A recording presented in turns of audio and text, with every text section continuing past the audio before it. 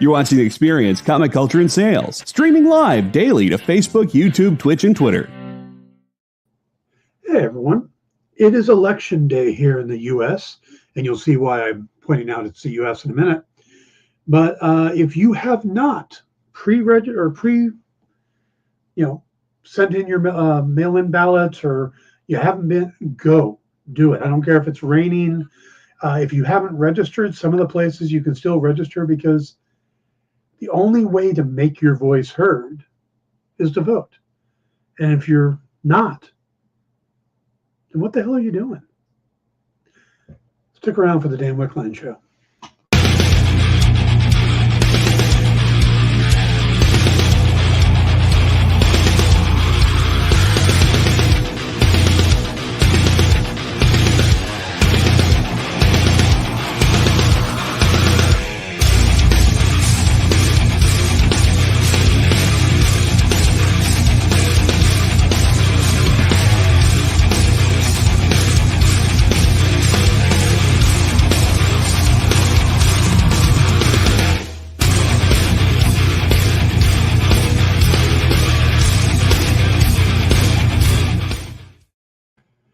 Good afternoon, everybody. Welcome to the Dan Wickline Show here on The Experience. It is Tuesday. It's election day in the U.S., but today we are going to talk to an amazing comic writer.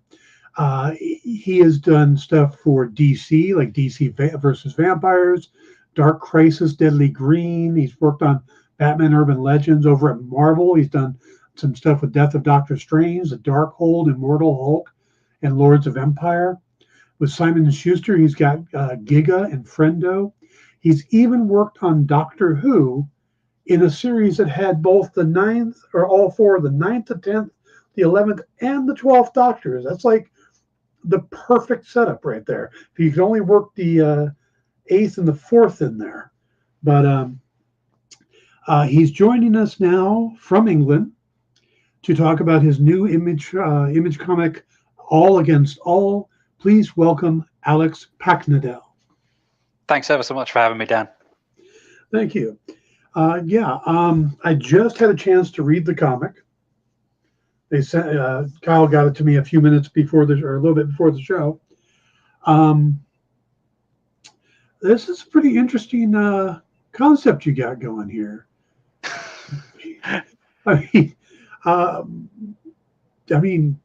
Loosely, to me, it felt like Tarzan versus Predators. But, That's fair, yeah. That'll go. $64,000 question. Did you dig it? I did. Should I ask that on a live stream? All right, cool. I did. Thank God. I did it for two reasons. I really liked the story, but your vocabulary is incredible. Thanks, man. The level that you're writing at. I mean, I joked with Kyle, I'm like, this is like doctorate level dialogue. I'm reading the stuff and I'm stopping it and once in a while going, okay, I'm not even sure what that word is. Hang on. And that's the stuff I used to do when I was a kid reading comics. And it got me to learn a bunch of stuff. All the Stan Lee's Thor, those books and stuff got me. So I'm reading along and I'm like, okay, there's some terminology in here that I'm not that familiar with. So I had to do a little digging, and it was a cool read. I appreciate it, man. Thank you. I mean, I hope it's not. I hope it's not kind of impenetrable. I certainly didn't intend for it to be. It's certainly going to have a much sort of higher action quotient as it sort of goes along. But yeah, I mean, the way you kind of articulated the premise is almost that's almost how we kind of describe it in the room. The way that there's a lot more going on around the sort of periphery, but the way we usually articulate it is, what if you took the movie Alien and you swapped out the xenomorph for Tarzan? So instead of an alien kind of swooping down out of air ducts and sort of, grabbing you and taking you to your doom, it's actually a feral, savage human. And then we flip it even further, where the protagonists that you're supposed to be invested in are actually all aliens. So like, if you like, the human being in the story is the only real alien. Interesting. I like that flip because, yeah, I wasn't sure yet. Coming out of the first issue, I wasn't sure who I should be rooting for. Yeah, good. You Yeah. know, I mean, I kind of like the director of all that stuff, who was trying to keep everything safe, and we can't create these monsters, but the same, and the military comes. I mean, it was hard to tell who to root for at this point. I mean that's not too secretly kind of quite happy about that, because I do want to sort of play with loyalties a bit, because I mean one of the things that the artist Caspar Wingard and I discussed quite early on is I mean I'm sure that a lot of your listeners, a lot of your viewers have read Understanding Comics, right, by Scott McCloud. Yeah. And there's that sequence where he talks about imprinting, and the fact that human beings quite uniquely, you can draw a circle, put two dots and a line, and a human being will see their own face in it. And so the challenge that we had with this book, and it's a fun challenge, right? The fun challenge we had with this book was trying at every turn to stop you from doing what you instinctively want to do, which is to empathize with the human.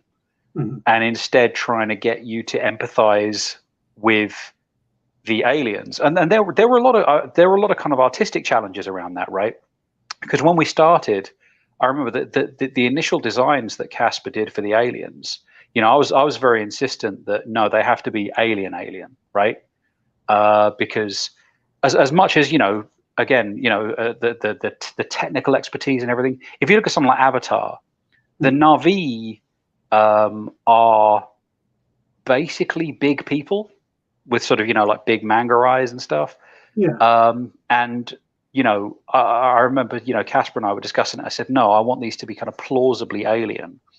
But the problem that you run into with that is that it takes away so many of your kind of weapons in terms of empathy, right? So initially, like, they didn't have any eyes, they didn't have mouths, but really we're hardwired to latch onto those things in order to kind of read emotion. And, and to do that in dialogue is almost impossible, right? So in the end, we had to kind of come to a compromise with ourselves and just sort of come to that accommodation and go, no, actually, as much as we want them to be inscrutable, as much as we want them to be truly alien, at some point, you've got to be able to read sadness, you've got to be able to read joy. It was an interesting challenge.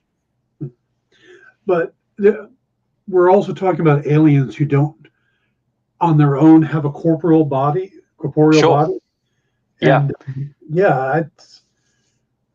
so you could change them into any kind of body you want. Yeah, that's a neat little bait switch you can do there. Well, I mean that was almost that was a workaround as well, because it made everything that much more kind of explainable. So, I mean, just to fill people in, the aliens in this story are, they're running a sort of scientific vessel where they've effectively recreated an Earth-like habitat, and they've taken all of these like specimens from Earth, and they've just allowed them to kind of run riot. They don't really understand how anything fits together. They don't really understand how everything works. But the reason they've done this is that they are basically, I would say, like genetic scavengers, right? So when these aliens visit alien worlds, their real physical bodies are almost like jellyfish. They're almost like jellyfish or squid. And what they do is when they visit planets, they take traits that they think will work, and they basically use them to construct these biological suits that they can then wear. They I suppose they're Borg-like in that way, right? They assimilate things from different worlds that they need, and then they take it and they kind of move from world to world. And the problem that they have when they reach when they come to our world, is they don't really understand how any of it's supposed to fit together. They don't know what the apex predator is. So they're kind of fumbling around in the dark. But as you say, they design their own bodies according to their specifications. But when they reach our world, they basically they don't really know what they've bargained for. Now you've gone like twofold. You said the idea was to not have people imprint themselves on the human, to sympathize with Mm. him. But then you also brought in the military Yeah. on the other side, and that's another big no-no. That people do not sympathize. Well, okay, let me rephrase this. The military has been the big bad in a lot of stories. Sure. You know, so I mean, you're really trying to push that envelope, aren't you? I mean, I wouldn't say consciously. I mean, certainly. I mean, I think like any, I have tremendous respect for kind of fighting men and women. I don't think it comes down to that. I think where I was tending more towards was like the practice of colonialism, Mm-hmm. right? So the aliens I'm really looking at as a sort of a colonizing force, right? A colonizing force that doesn't really understand what it's dealing with. And I mean, I would argue that, I mean, Aliens covers very, very similar territory. I don't think Aliens, it's certainly not an anti-military film. I think it's it's an anti-colonial film, I suppose, in that respect. And I think, because I mean, one of the things that I was kind of hyper aware of, sort of tapping into all the Tarzan stuff with this, right? Because I figured I had to go and do my homework, right? And so I've got a figure that is going to certainly be compared favorably and unfavorably to Tarzan. And so I was thinking about it very much in that kind of colonial frame, right? And if you go back to those original stories, it's asking you to make some pretty big sort of intuitive leaps. Namely, that if you were to take the infant child of an English noble family, right, and dump them in the jungle, that inherent nobility would be preserved, would shine out. And I mean, I mean, I'll put my hand up. I mean, I suppose you can call me cynical, but my view would be, I don't believe that for a second. I think it would try and eat your fates off. Yeah, human nature would come out. 100%, 100%.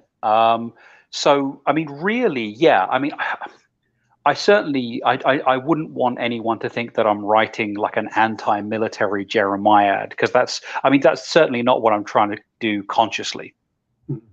I should say that when I say military, I'm more referring to the military-industrial complex than I am 100%. the actual soldiers or the use of the military.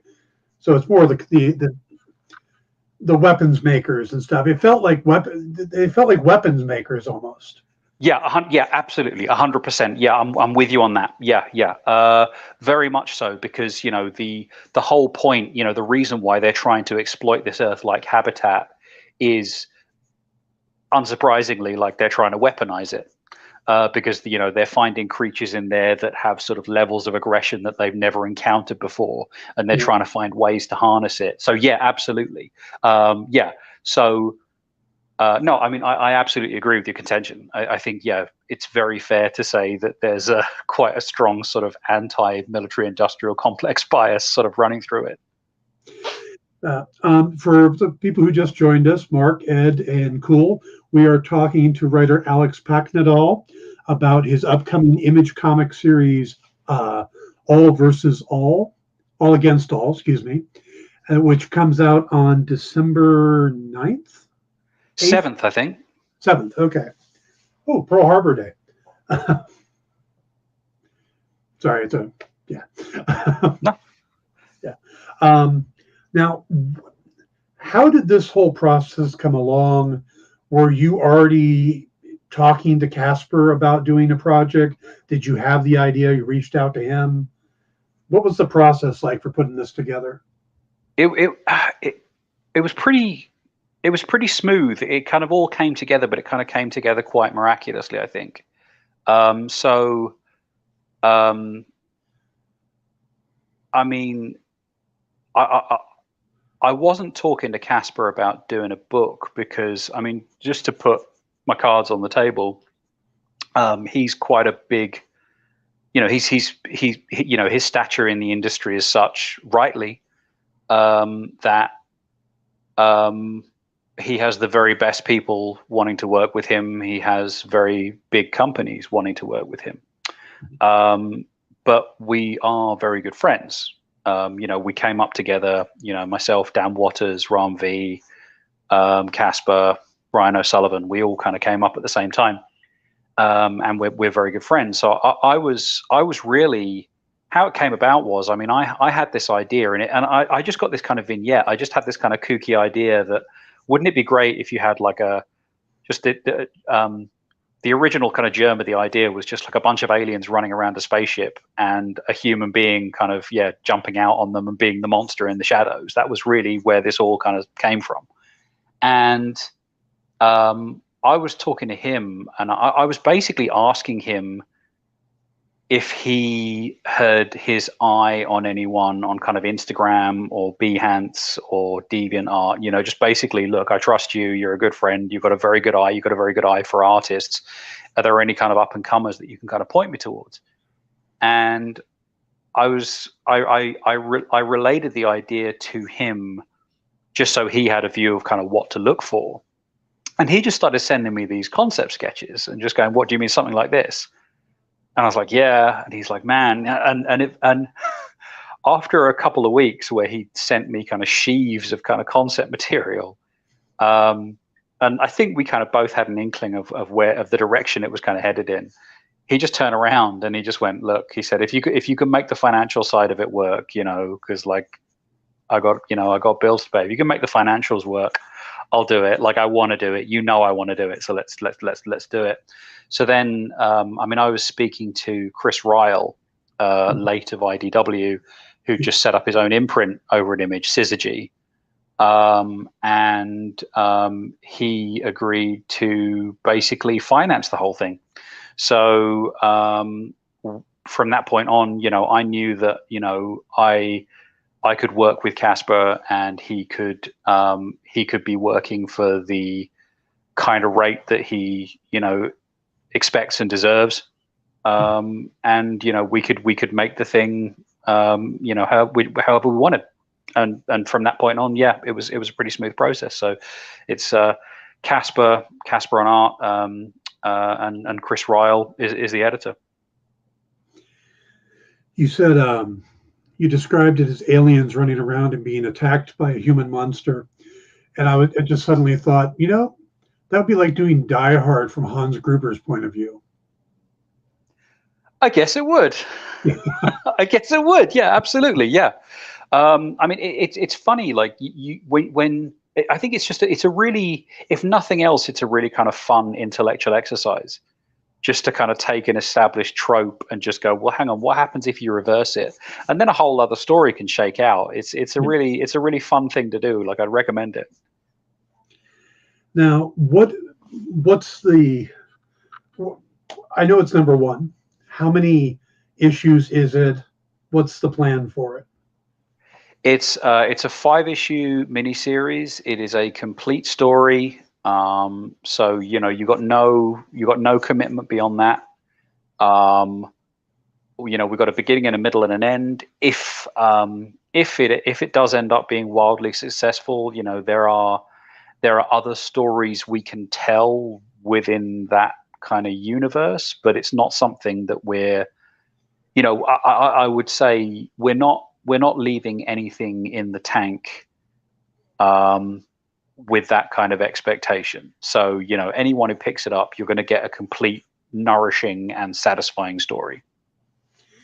Now, it sounds like we're going to be focused on this event or this location with the biodomes and stuff. But there's a backstory. There's a war going on. Yeah. Do we explore that, or what can you tell us about the war that sets us up? Who are these guys fighting? War. It's one of the. I'll be up front. We're not going to focus on, because basically, just to fill your readers in, to fill your listeners in. I apologize. The the aliens are looking to basically upgrade their kind of exosuits because they're engaged in this war. And this is one of the reasons why they're looking to this kind of Earth-like biome or this Earth-like ecosystem, is because they haven't, they've historically known that it's a bad idea because everything in there is far too dangerous, but they're now desperate.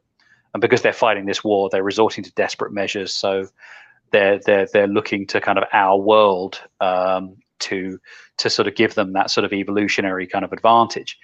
But as to the war itself, we're going to steer pretty. I want this to be tight. I want it to be claustrophobic. In the same way, like frankly, like in Alien, you don't get to see Earth until 1986. You go 7 whole years without seeing anything kind of beyond that. It's just an exploratory vessel. So this is more, this is like, it's a silent running type ship, that's got all these sort of ecosystems around it. And there's a war because people are kind of coming back from the front and they've got these kind of terrible stories. But in terms of the war itself, I mean, I would say, one of the things that I really like about Starship Troopers, particularly, I love kind of Paul Verhoeven's movies anyway, but one of the things I really love about it is you never get the kind of casus belli, right? You never find out who started it. Yeah. You never find out, what happened to precipitate this thing. There's just a war. And I thought it would be really cool to kind of have that here, I would love for it, I don't want people to know who the kind of principal aggressor was, because I don't think it matters at this point. It's just purely a question of kind of expediency. They are driven by desperation to do something monstrous, which gives rise to something monstrous in turn. Just from a writer to writer. Sure. I'm hearing you describe this, and you want the reader to sympathize with the aliens, but you seem to be making it as difficult as possible for yourself because they don't look human, the military-industrial complex, and now you have something built in where they're in a war, but you could make it that they're the passive, they're the Ukraine versus a Russia type thing, and make them sympathetic that way. And you're not taking any of those. We'll see how it shakes out. And by the way, please do, I'll send you all the issues. Like, please do sort of give me the, give me your kind of temperature on it, because I'd be very interested. I suppose what there are a couple characters who I've tried to sort of establish a bit of a sort of readerly rapport with quite early on. We'll see if that sort of pays off down the line. But I would say there is something, because it's it's my first image book, right? And one of the things I wanted to do, because it was an image book, is I wanted to take a really, really big swing. And obviously, if you're taking a big swing, it's big reward, but it's also big risk. So I've tried to kind of remove as many of my crutches and as many safety nets as I possibly could. Mm-hmm. We'll see if I've been overly ambitious. So far, everything seems to be sort of holding together. But yeah, we'll see how it shakes out. But please do tell me. Please do tell me. Yeah, I plan on following this because it's a good story. But I'm also now curious how you're going to pull all this off. So, well, I may not, but we'll see. Fair enough. Okay, we're going to take a break in just a second, but Mark wants to know if you're a Manchester United or a Manchester City fan. Neither, I'm afraid. Sorry. I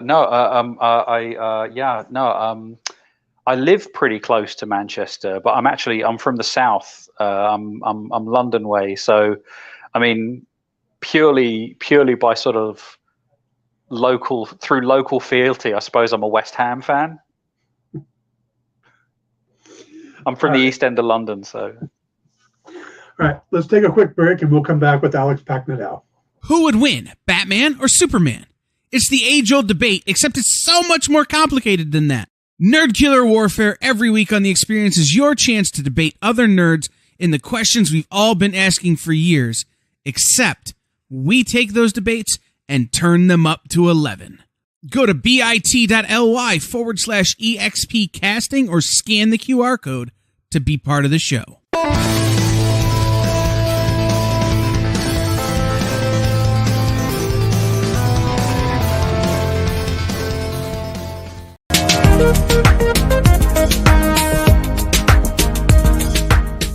Thanks for tuning into The Experience. Help us out and hit subscribe over on YouTube and click the bell when you do. Need some help? Scan the QR code in the bottom corner.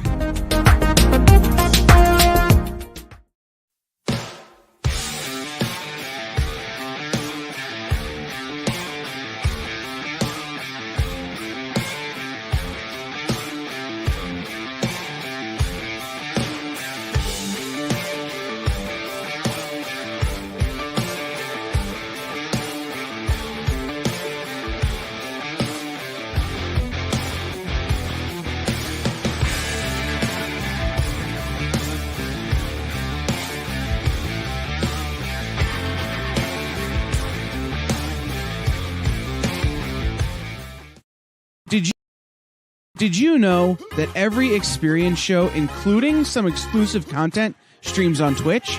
Check it out, twitch.tv/the_EXP. Or just scan that QR code.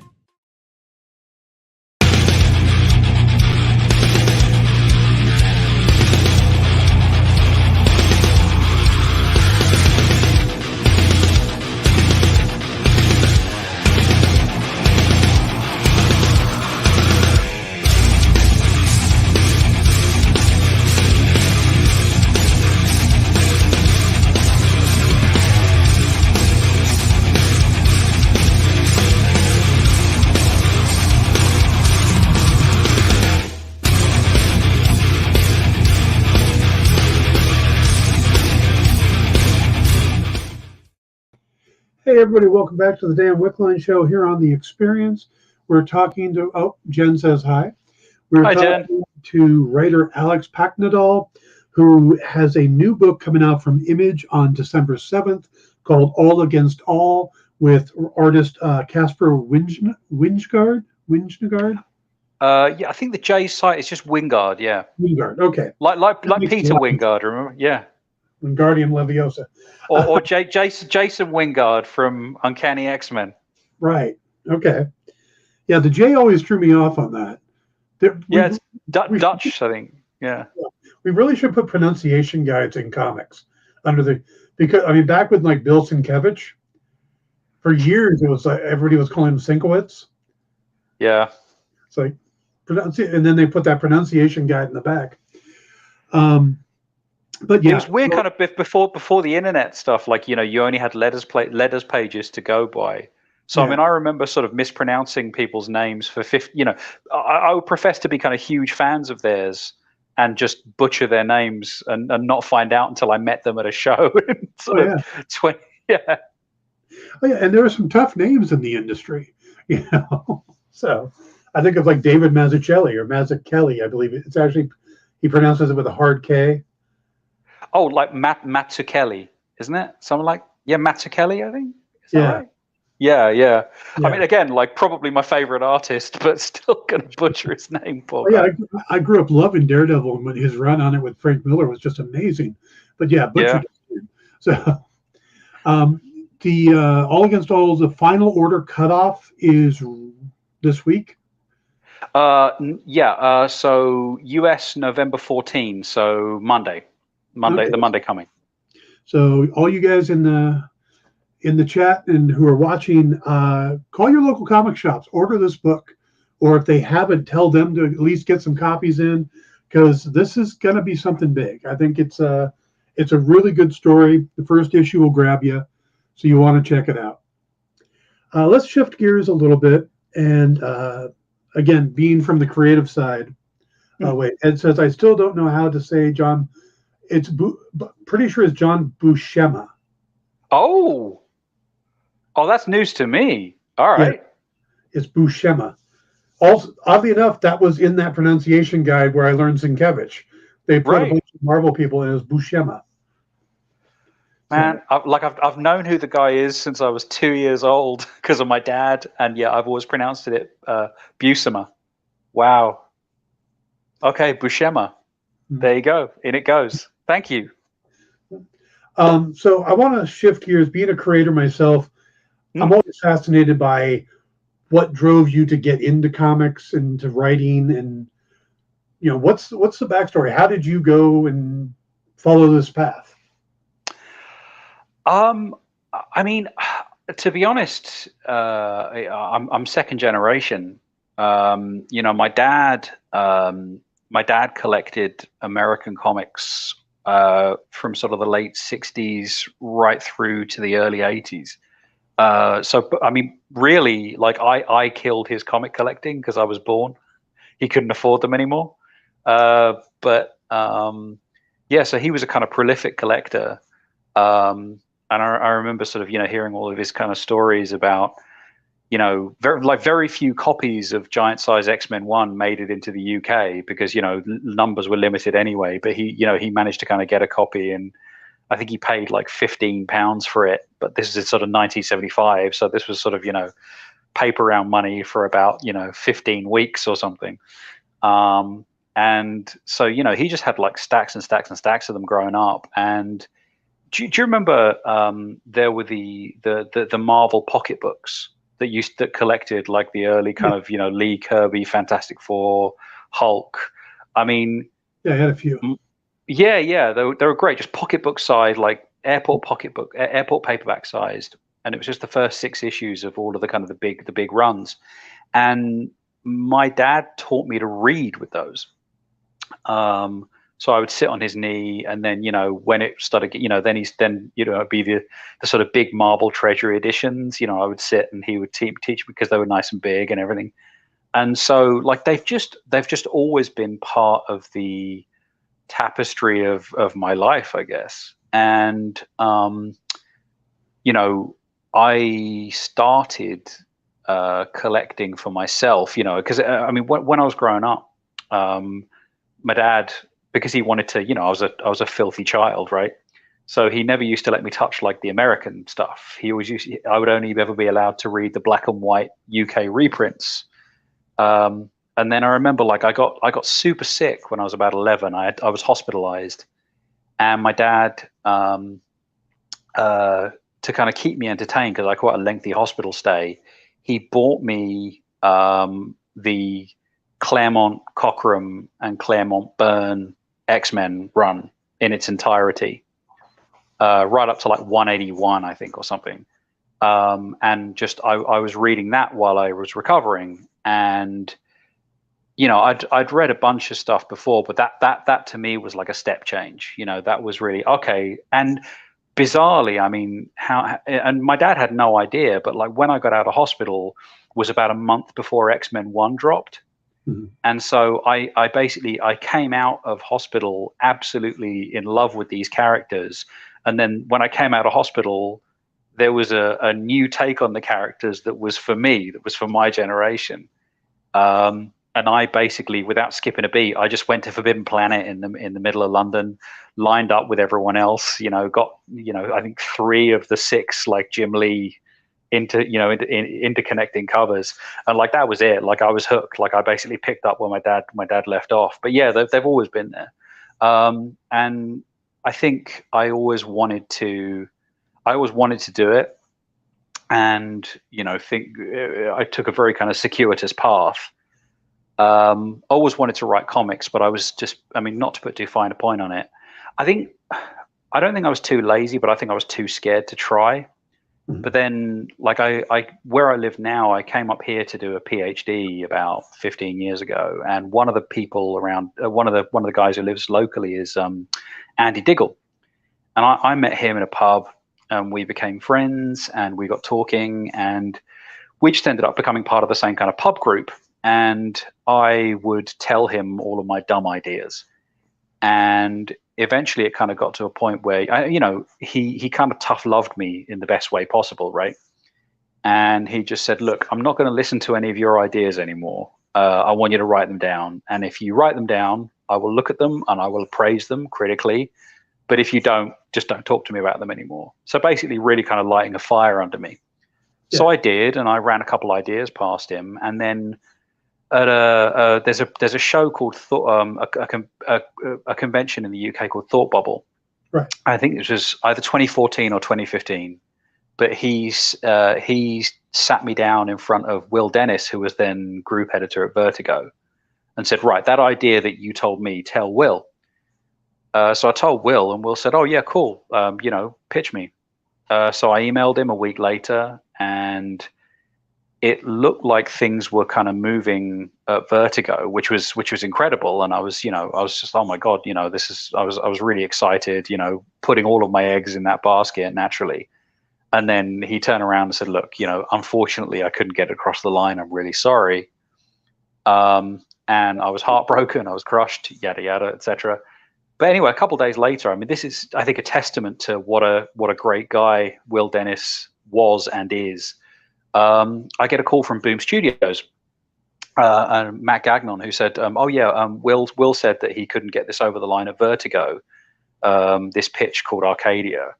But we've taken a look at it. He sent it our way, asked us if we were interested. Do you want to write your first comic? And then I was kind of off to the races. But that was purely because, although he couldn't get it past DC editorial, he didn't give up on it. I mean, just what an amazing thing to do for another human being. But yeah, that was how I got my start, basically. I don't think I've actually heard of an editor doing that. That's pretty amazing.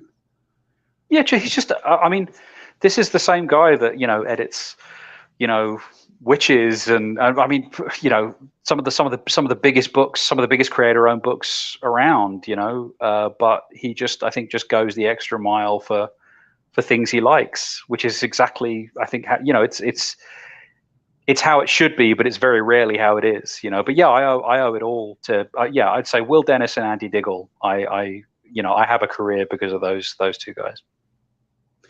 Well, that's very cool.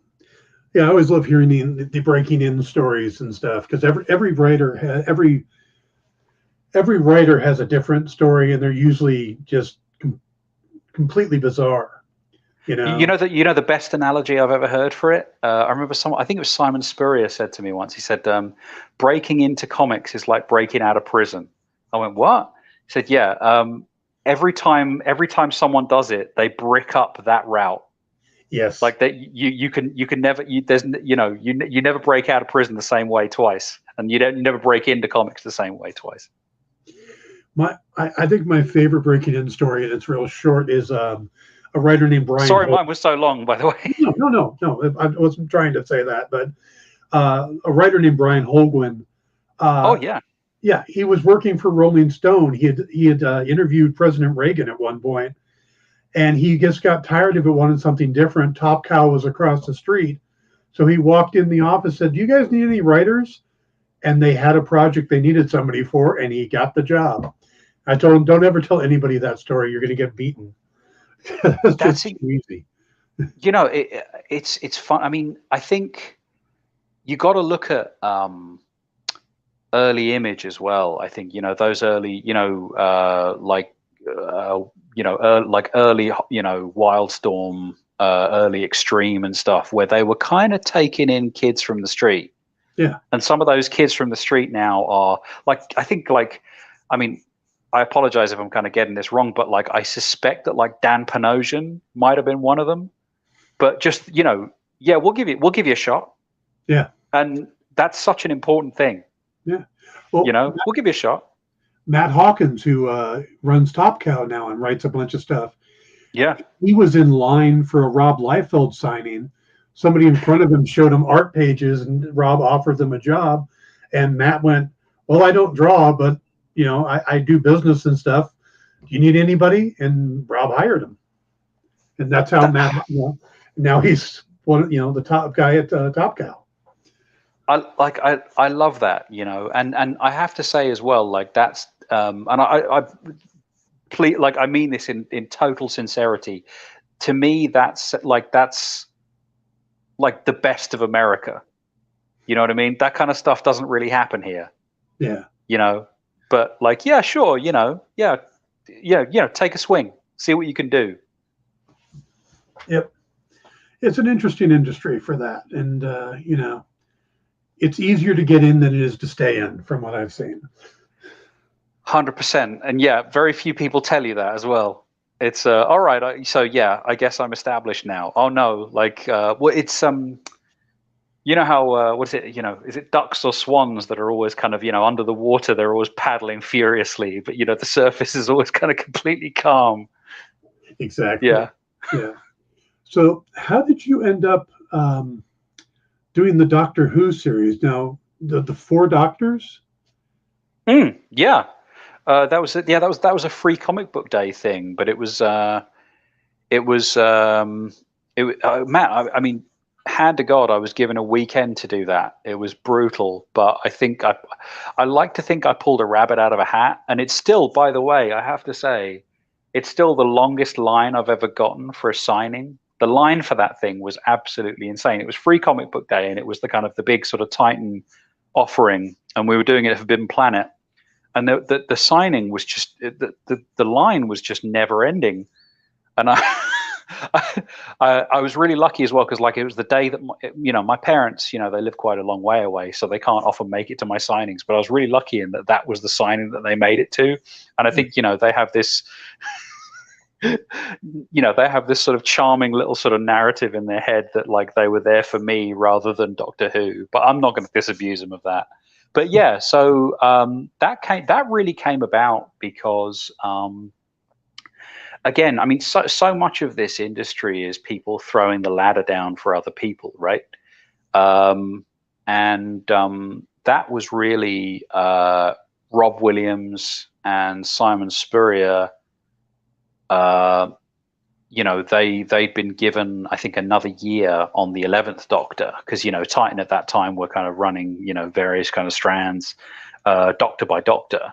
They had a whole line running, and you had Rachel Stott over on the 12th Doctor, and then it was me and Rob and Ian Coulbard and Simon Fraser principally on 11th.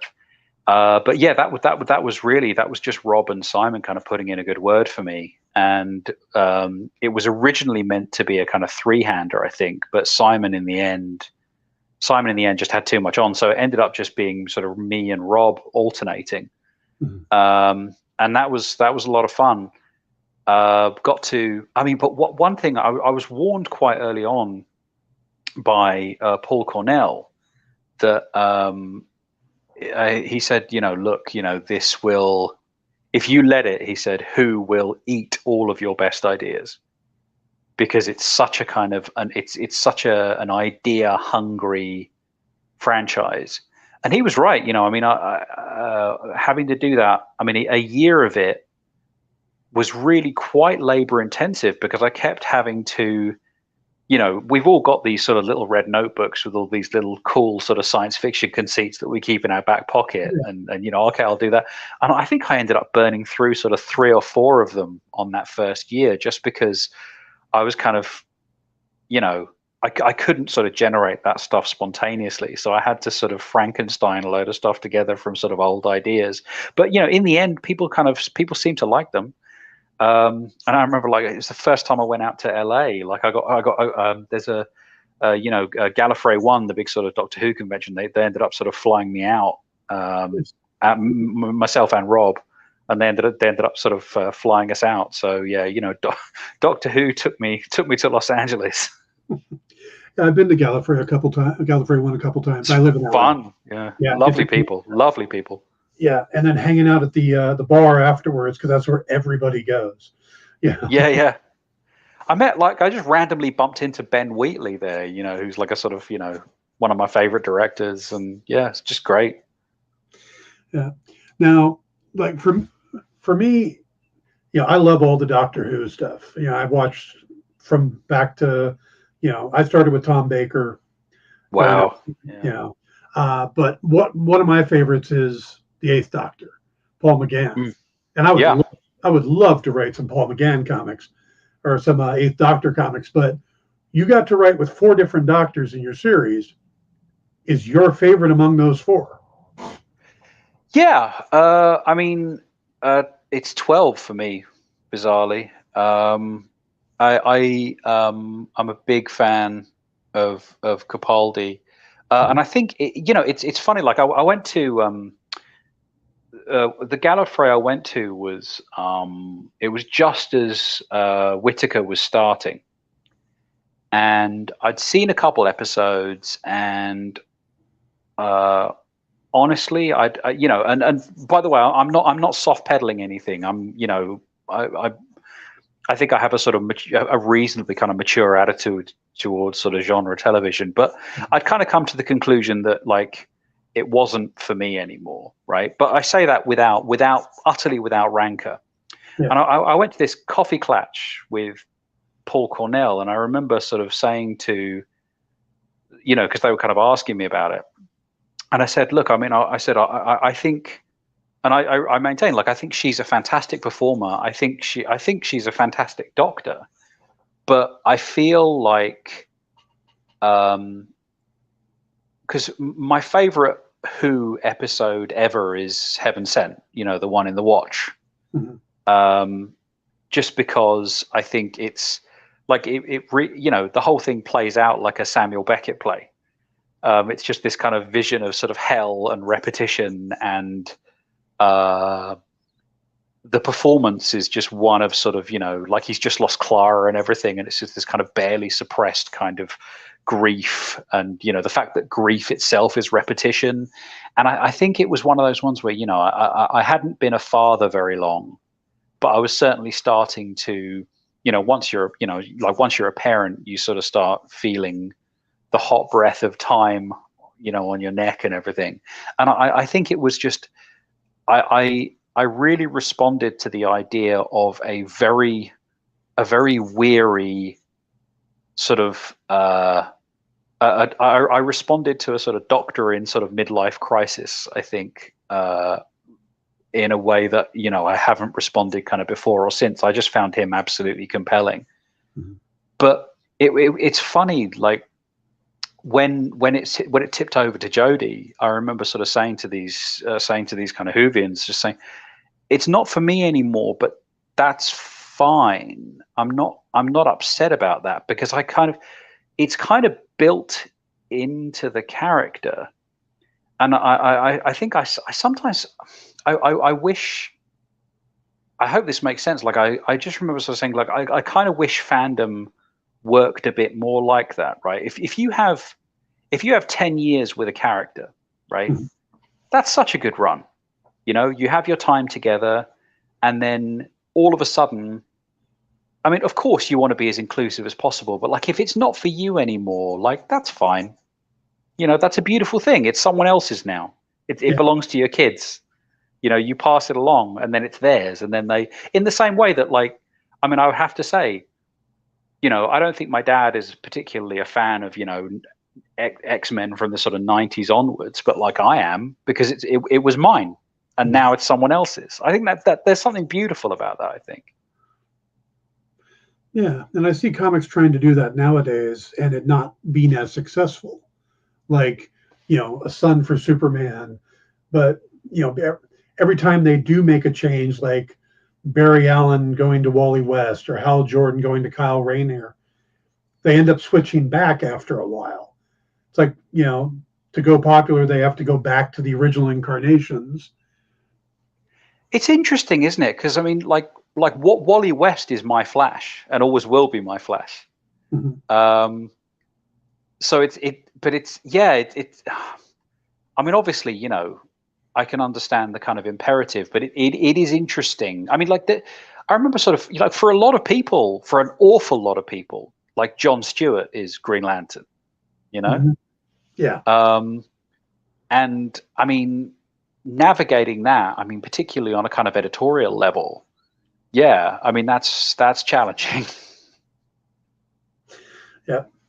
All right. So what else have we got coming from you? We've got all against all.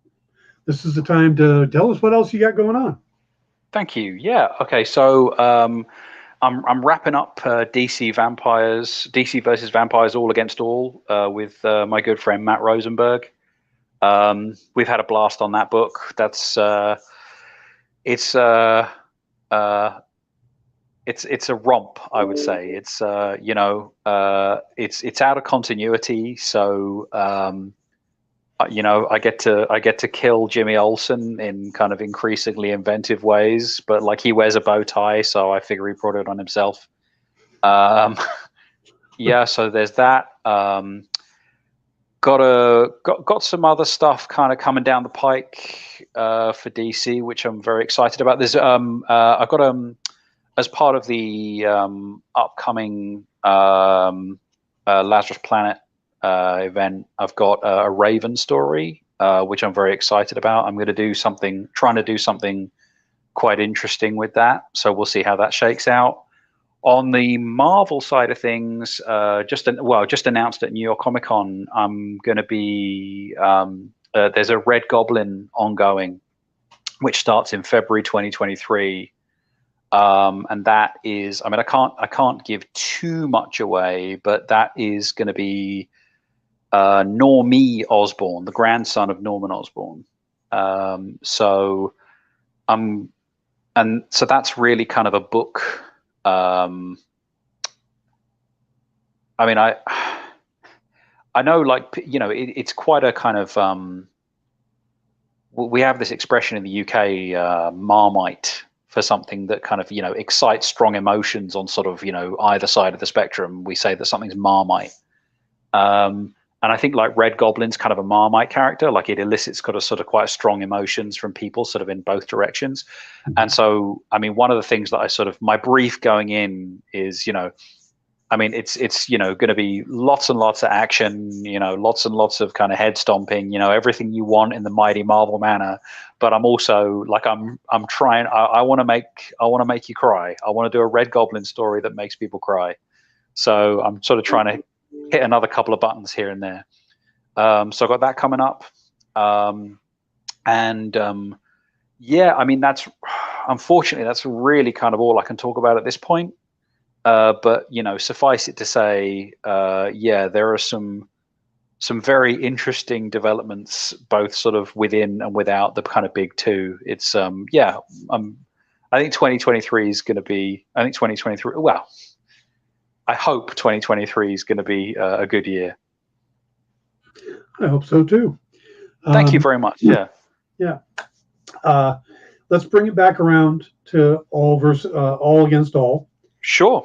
If you had like that you're at a convention, someone walks up, looks at your book and go, what's this about? What is your 1 minute pitch? Give it to readers. What gets them to buy it? 1 minute pitch. Okay. So, 1 minute pitch. I mean, the 5 second pitch is what if the alien what if the xenomorph from Alien were Tarzan? That's the under 5 second one. The 1 minute one is a race of alien conquerors has basically recreated an Earth-like habitat on a spaceship, and they've got a bunch of Earth animals. They don't understand what they are, and they're basically just experimenting on them. But they're now at war, and they need the genetic resources that these animals provide. And so they are beginning to aggressively harvest them.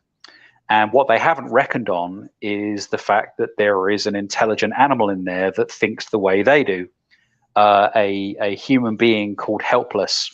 And basically, when they begin this harvesting project, Helpless responds accordingly, and it turns into a deeply entertaining bloodbath.